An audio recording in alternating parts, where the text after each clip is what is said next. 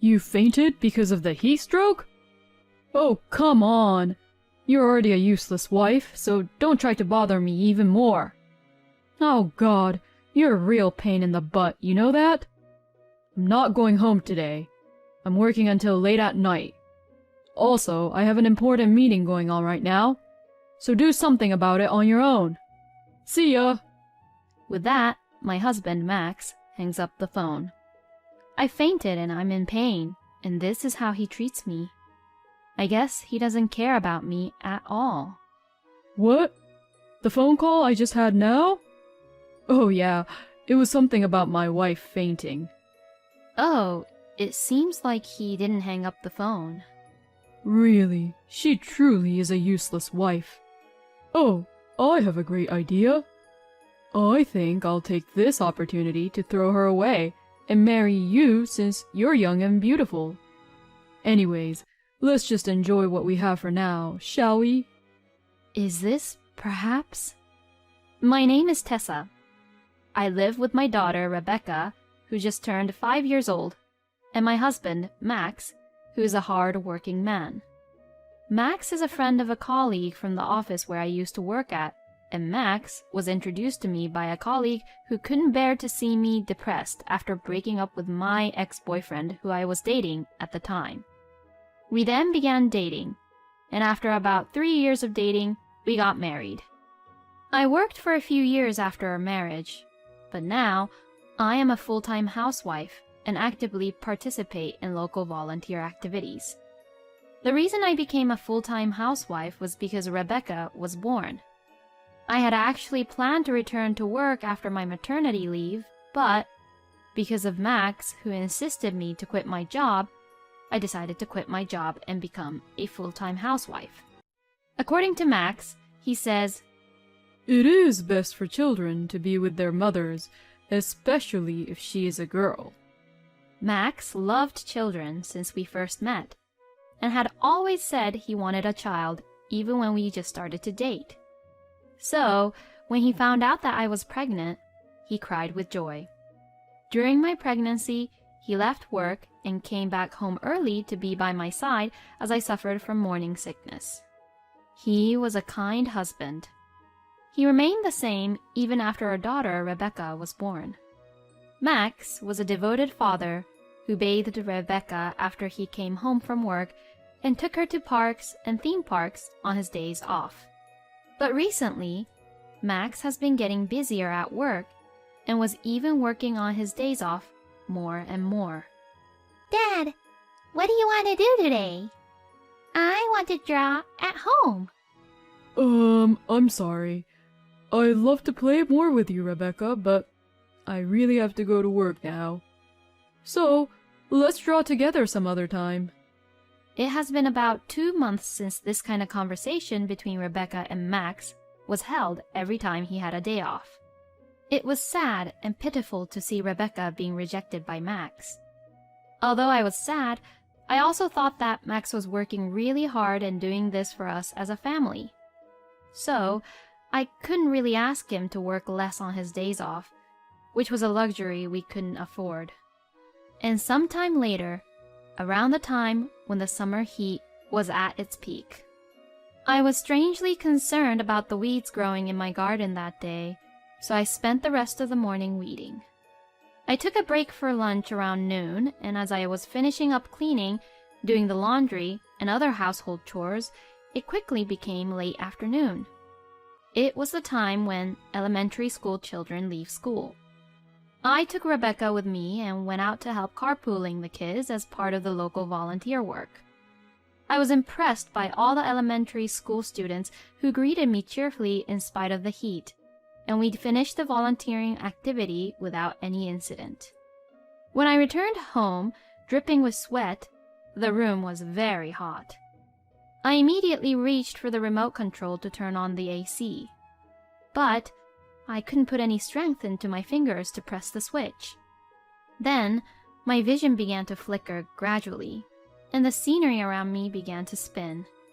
I was unable to stand properly, and I crouched down on the spot. The wooden floor felt cold. It finally occurred to me when I reached that point. I remembered that I had only had tea once at lunchtime and had hardly drank any water before or since then. I had been making sure Rebecca was hydrated frequently, but I hadn't paid attention to myself. Even while I was thinking about this, my consciousness was fading away. Finally, I could no longer move freely on my own. At that time, Rebecca, who had said she wanted to play in the garden, came back. Seeing me fainted in the living room, Rebecca's eyes grew widely and was surprised to see me lying down on the floor. Mommy, what's wrong? Do you feel sick? Rebecca rushes over to me. I couldn't speak and just nodded. Then, Rebecca, even though she's very young, she sensed the urgency and ran out of the house and brought the neighbors over. Mommy fainted. Please help. The neighbor then used our home phone to call for an ambulance. While the ambulance was on its way to the hospital, I was barely conscious. I could see the worried faces of my neighbors who sympathized me and Rebecca. We arrived at the hospital and I was taken to the emergency room and was treated quickly. As I had expected, it was heat stroke. It seemed to be pretty serious, and I was instructed to take proper precautions against heat stroke from now on. Meanwhile, Rebecca was holding my hand tightly. It was as if she was encouraging me, which made me feel a little better. I decided to ask my neighbor, who had been accompanying me the whole time, to leave then. The neighbor had tried to keep me company until Max arrived, but I didn't want to bother the neighbor anymore. I would have to go and thank the neighbor after once I get much better. A little while later, when I was feeling better, I called Max. But I couldn't get through. I gave it some time and tried several more times to call him, but the line never went through. Having no choice, I gave up trying to call Max and decided to focus on getting better. Thanks to this, I finally recovered and was able to walk. The doctor in charge of my case said that I didn't need to be hospitalized, so Rebecca and I decided to go home. The sun had already set long ago, but Max didn't seem to be home yet. On the way home, I stopped by the supermarket and waited for Max to come home while transferring the ready-made meal I had purchased to his plate, but I hadn't even heard from him yet. When I finished preparing the meal, I tried calling Max again. After ringing for a while, the phone finally connected. Yes, hello. Is there something wrong? I'm a little busy right now. Oh, good. Finally, I'm able to reach you. I fainted due to a heat stroke today, and I was in the hospital for treatment. But I prepared your meal already, so don't worry, okay? I know it's all ready-made meal, but what time do you think you'll be home tonight? Oh, I see. I have an important meeting today, so I'll be home very late. I don't even need dinner. See ya. Max sounded like he was in a hurry and had tried to hang up the phone. Oh, hey! It seemed like he had hung up the phone, but it still seemed to be connected. Perhaps he made a mistake and pressed the wrong button. As I was about to tell Max that the phone was not disconnected, I heard Max's voice talking with someone on the other end of the line. Sorry to keep you waiting. Oh, yeah, it's my wife. She said she has some kind of heat stroke. It sounded like someone was talking, but I couldn't hear the voice clearly. From Max's tone of voice, I guessed he was talking to his co-worker. From the pitch of the voice, it sounded like a woman. But Max doesn't have any female co-workers. No, it's fine, it's fine. She seemed fine and was probably just exaggerating. I mean, she stays at home every single day and doesn't do anything. I don't know what she's doing, not even going to work. Even though she's a housewife, she makes me do the housework, and it's almost as if I'm taking care of our daughter. I might have married the wrong person. I mean, My daughter is cute, but, you know. I couldn't believe my ears when Max said that. I subconsciously pushed the recording button on my cell phone. Oh, I have a great idea. Wouldn't it be great if I divorced my current wife, took my daughter, and remarried you? A cute daughter, a hard-working, young, and beautiful woman like you, and we'd all make a great family, don't you think? As Max said this, I heard someone cackling and laughing. Then, I heard someone's voice clearly, and the voice was getting close to the phone. Are you asking me to be the mother of your child all of a sudden? Well, your daughter is cute, so maybe that's not too bad of an idea. Well then, you have to promise me. Hurry up and divorce your current wife and become my husband. Yes, I will. Anyways, let's continue what we were doing here. I can be with you for a long time today. And that was when I hung up the call. Just like when I fainted from heat stroke, every power and energy had left my body. It would be strange not to suspect Max to be cheating on me after hearing this conversation. Max had been lying to Rebecca and I this whole time, and he was having an affair with another woman. I thought he was a good husband and a father, and a great family man, but he betrayed me. He used to be so kind. Where did that Max go to? This is absolutely unforgivable. My anger toward Max rose. I want to get back at him somehow. Then I suddenly remembered. I wondered if the call I just heard was recorded properly or not. I checked my cell phone and played back the recorded data. Thank God. It was in the middle of the call, but it was recorded properly. But this alone might not be enough evidence of Max's affair. So later that day, I visited a detective agency with this recorded data. I asked for a background check on Max and listened back to the recorded data I had brought into the agency. At first, we didn't notice it, but there was some casual music playing in the background in the call. The detective told us that the music was from a TV commercial that was playing in a certain hotel. And if it's that hotel, then that hotel would be near Max's workplace. From there, a week-long background check was completed, and I was told the results. As I had expected, Max was having an affair with a woman at work. I had the detective stake out at that hotel on the days when he left for work, saying that he would be home late at night, or on the days when he worked on his days off. And the detective was able to capture Max and his mistress entering the hotel together in a photograph. The detective also checked out the name of the other woman, Ashley, who had recently joined the company. According to the investigation, the two had an affair about a month after Ashley joined the company. In the beginning, they were just exchanging cheeky emails, but they got a taste of it and they started having an affair. Just hearing the story is horrifying. But anyways, now I was finally ready to get back at them. Then came Sunday. Max tried to leave the house again, saying he had to work on his day off. But I already knew that was a lie, because I had already checked with his workplace in advance. I had already confirmed with Max's boss that he isn't that busy where he had to work 90 hours per month for the past month and the upcoming months. That was what Max's boss had told me. When I tried to confirm with Max's boss, he seemed to get some kind of hint while answering to my questions, but I just thanked him and quickly hung up the phone after. I told Rebecca to go play in her room, and as Max was about to leave, I stopped him and sat him down on the sofa in the living room. Hey, I need to talk to you about something. I've told you before, I have to go to work today too. Stop lying. I know everything.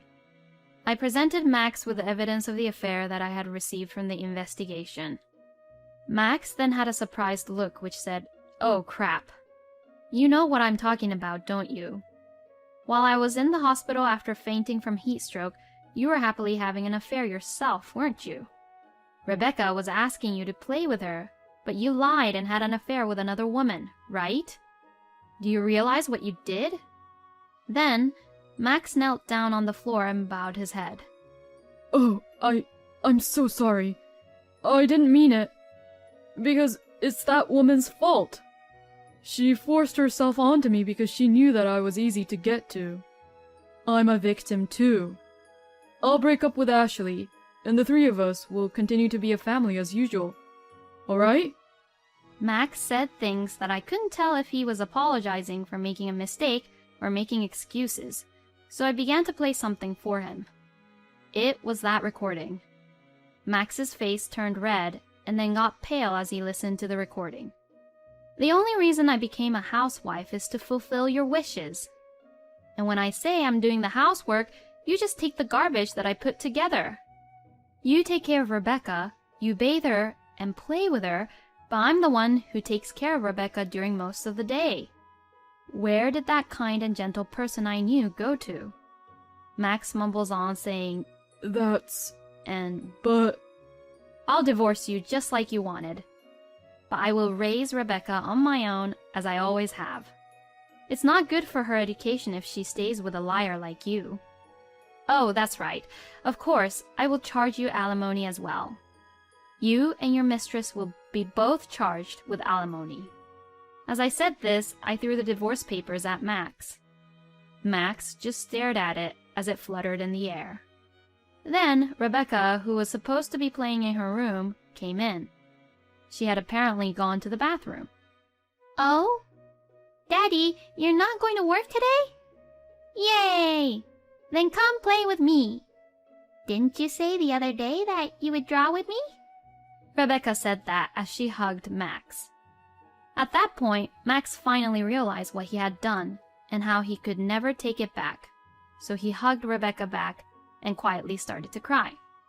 In the end, Max and I got a divorce.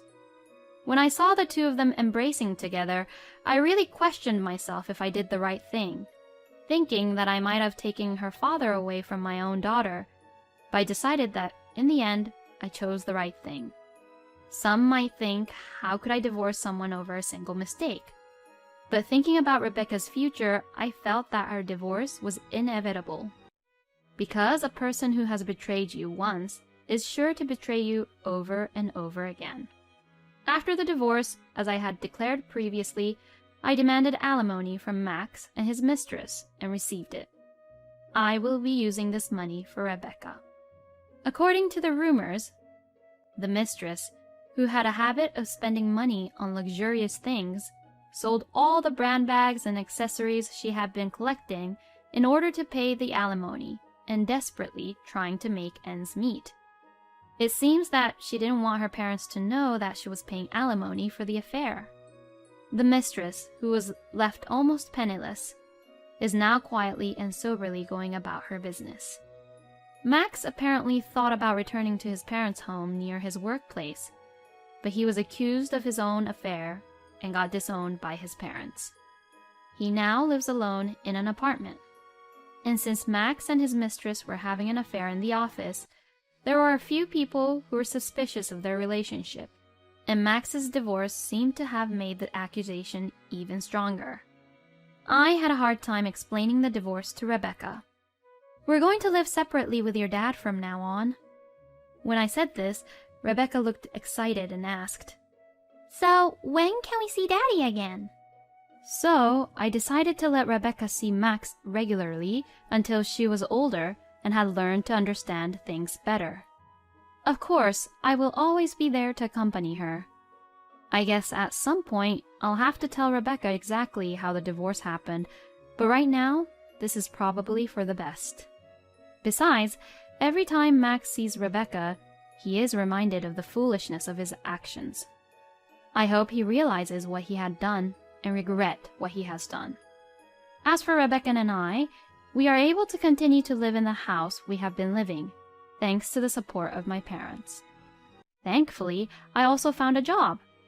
I happened to mention that I was looking for a job to someone I was volunteering with in the community, and he introduced me to someone the following week. Plus, it was a job that I had experienced in the past. So, although there were some blank in between, I should be able to regain my instincts soon. Besides, the person who introduced us to the job and our neighbors are also looking out for us in some way. When we meet them in the supermarket, they would casually check to see if we were having any problems or bring us food to share. After my divorce from Max, I became a single mother having a child. So, I am anxious about many things that can happen in the future. But with the support of the kind people around me, I have a feeling that I will be able to lead a happy life.